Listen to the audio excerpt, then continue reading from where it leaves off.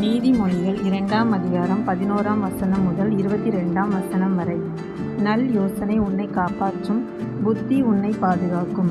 அதனால் நீ துன்மார்க்கனுடைய வழிக்கும் மாறுபாடு பேசுகிற மனுஷனுக்கும் அந்தகார வழிகளில் நடக்க நீதி நெறிகளை விட்டு தீமை செய்ய மகிழ்ந்து துன்மார்க்கருடைய மாறுபாடுகளில் களி கூறுகிறவர்களுக்கும் மாறுபாடான பாதைகளிலும் கோணலான வழிகளிலும் நடக்கிறவர்களுக்கும் நீ தப்புவிக்கப்படுவாய். தன் இளவயதின் நாயகனை விட்டு தன் தேவனுடைய உடன்படிக்கையை மறந்து இச்சகமான வார்த்தைகளை பேசும் அந்நிய பெண்ணாகிய பரஸ்திரிக்கும் தப்புவிக்கப்படுவாய்.